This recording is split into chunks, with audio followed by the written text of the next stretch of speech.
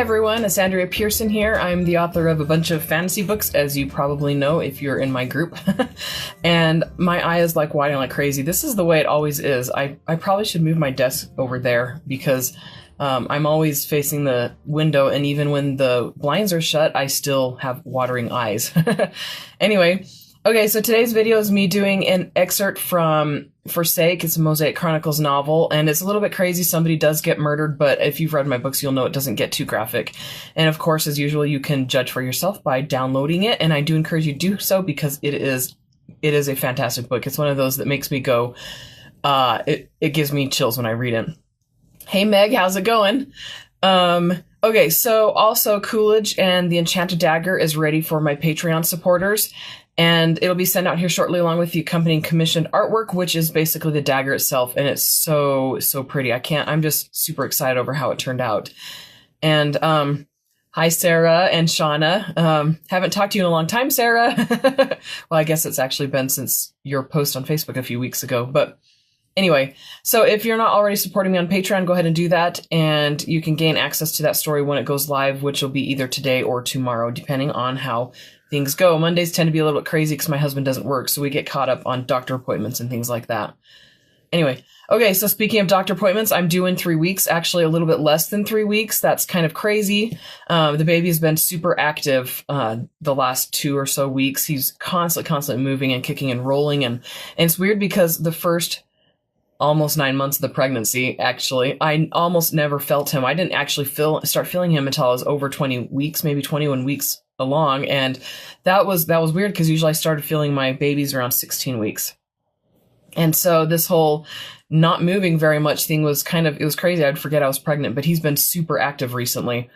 And that's good, especially coming up on the due date. We want to make sure that he is active and stuff. But anyway, I'm also getting a backdrop. I bought it today. It's going to, give me something to go behind me so that I'm not distracted so much by these little styrofoam thingies that we put up for the podcast, and my closet doors, door to the hallway right here.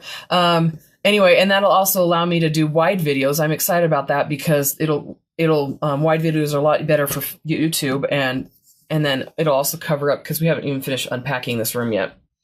That's my husband's desk, but yeah, we've got some things in here that are distractible for me, and so I'll be having backdrops, and I'm excited because I'll be alternating between different styles and things like that. It's going to be fun. And anyway, and you guys can of course tell me which ones you like the best, and I'm hoping to be able to do like a different one every month or something. All right, so I'm going to go ahead and go on to that excerpt. Like I said, it's from Forsake, which is a Mosaic Chronicles novel. It's kind of, I wrote it as a standalone novel. It accompanies the series. It basically happens while Nicole is in high school and she has her restart. And it's one of the creepier books I've written. I still get chills, like I said, when I read it. And it has betrayals and things like that. I just love that kind of stuff. And so I had a lot of fun when I was writing it. But this first scene is a murder scene. And I'm going to go ahead and start reading that. And again, I'm not a narrator, so I hope I don't distract you too much with my reading. Okay, so here we go. All right. Nicole had only been sitting for maybe 5 seconds when a woman she'd never seen before approached her. "Are you Nicole Williams?" the woman asked, her gaze darting around the room. "Yes." The woman sat next to Nicole and leaned forward. "I don't have much time. They know I'm here. I have information about Lizzie." She hesitated a moment before saying, "She's in danger, and you must protect her before they realize she's who they're looking for." The woman stood, knocking her chair over as she glanced across the room, then back at Nicole. "I have to go now." "Wait," Nicole began, but the woman rushed away. What was that all about? Lizzie was in danger? How? A commotion started up near the front door, and Nicole watched as the woman got detained by one of the big security guards Dad had hired. Tiffany approached and began questioning the lady. Nicole sighed, knowing what was about to happen. Tiffany did not like people attending her parties who weren't invited. Sure enough, voices raised, tempers flared, and several people crowded near the front door to watch the woman get kicked out. Just then a sort of pressure, pushed against Nicole's chest. She looked down, but nothing was there. Another wave of pressure rippled through the entire room, making her nose tingle. Was that magic? Had she just sensed someone's powers? The floor quaked, knocking everyone down. The walls and ceiling vibrated, and the windows that covered one wall rumbled, then shattered. Glass exploded into the room. It swirled into a massive vortex, spinning faster and faster. The lights went out, bathing the room in semi-darkness. Several people screamed. The main doors to the ballroom were flung open, and the backup generators kicked on. Nicole gasped, hands fluttering to her mouth. The woman lay on the interior steps that led up to the front door, one leg awkwardly pinned beneath her. Hands still at her mouth, Nicole stepped across the ballroom floor, needing to see if the woman was okay.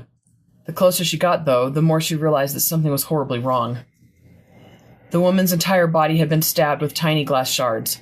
They pierced through her dress into her legs, chest, and stomach. Her throat, arms, and face were coated in them. Her mouth was wide open, so full of shards that it made Nicole choke. Even her eyes were covered with the sharp little things. Blood pooled around the lifeless woman, dripping down the marble steps. Nicole screamed, barely noticing as several others did too. "Someone call the cops," a man yelled. That wasn't necessary. One of Dad's best friends was a detective.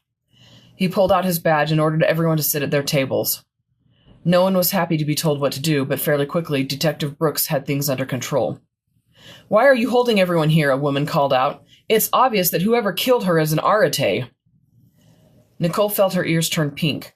She was the only Arate present. Tiffany would never invite one to a party. And everyone else knew that too. As one, 100 pairs of eyes turned and stared at her. "It was Nicole," someone shouted. "She did this." Nicole shook her head. "No, I didn't. There's no way. No way I would have been able to." Several people began shouting at once. Nicole's eyes scanned the group for Tiffany and Dad, but they were busy arguing. Detective Brooks stared at her for a moment, his eyes narrowed. He strode to Nicole, grabbed her by the shoulder, and flipped her around, pushing her stomach against the table. He pulled her arms behind her back and handcuffed her, giving her the standard Miranda warning. "It wasn't me," Nicole shouted. "This isn't right. I didn't do it. I can't even use my magic yet. Mother! Dad!"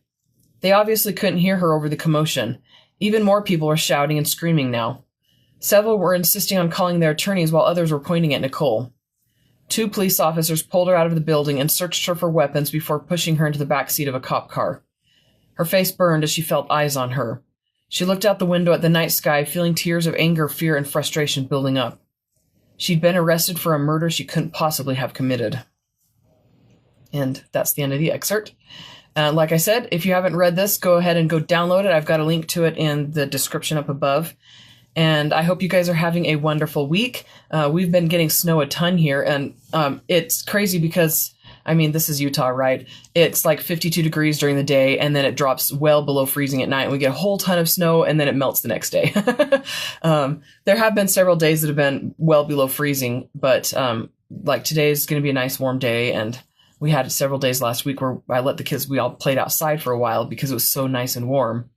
Anyway, I'm looking forward to spring, though, and summer. My favorite season of the year is summer. I love blistering heat. I know I'm crazy. Everybody says I'm crazy, but I love walking outside after being inside an air-conditioned room and just feeling that heat soak into me. It makes me happy. Okay, so that's pretty much it for today, and I will talk to you all later. Go ahead and post below if you have any questions, and don't forget to go and support me on Patreon so you can get access to Professor Coolidge's story. We'll talk to you later. Bye.